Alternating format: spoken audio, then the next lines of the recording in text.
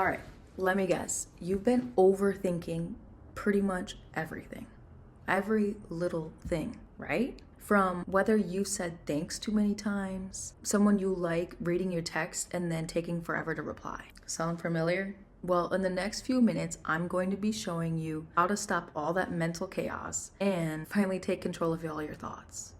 But here's the catch. Most people get this wrong when they're trying to stop overthinking. In fact, if you're doing this one thing, you actually might be making it a lot worse. If you're trying to think your way out of overthinking, that's your biggest mistake. Stick with me and I will show you the game-changing mindset shift that will transform how you think, which is way easier than you think. Overthinking is like running on a treadmill. You're working really hard and you're going absolutely nowhere. Today, I'm going to be sharing 5 life-changing tips to stop overthinking for good. By the end of this video, you'll feel lighter, calmer, and more in control of your thoughts. So, why do we overthink? Overthinking usually falls in 2 categories.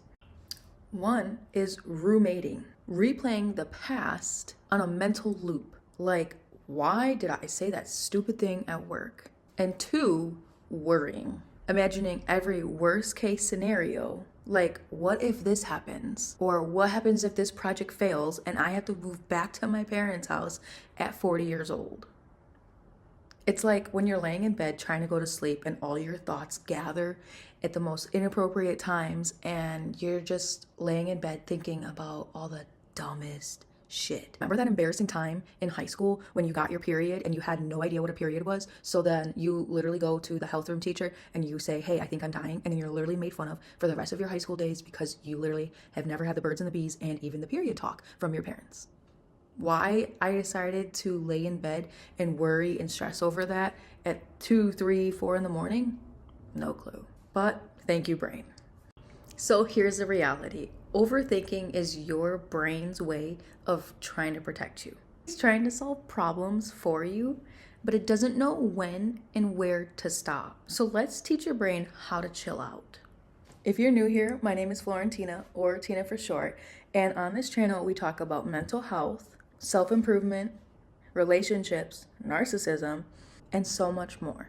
If you're looking for tools to live a better, more balanced life, you're in the right spot. Now let's dive right in to those 5 life-changing tips to stop overthinking. So, tip 1, the 5-minute rule. Here's how it works. If something isn't gonna matter in the next 5 years, give yourself only 5 minutes to think about it. After that, move on. Overthinking about whether your girlfriend's family is gonna like or dislike you, 5 minutes and done. Unless Karen from work gives you the side eye and that look, then maybe 10 minutes. But seriously, the 5-minute rule is a game changer. Tip number 2, write it down. When your thoughts are spiraling over and over and over again, grab a pen or even your phone, go into the notes section and literally write everything in as much detail as possible. Once they are out of your brain and down on paper or in your phone, they are less overwhelming. It's like when you clean out your closet, you see that there is so much stuff in there, but then once it's all sprawled out on your floor or on your bed, you start to realize it's like, oh, maybe I don't need all of this. Maybe I can get rid of it. Same with your thoughts. Write them down and get rid of it.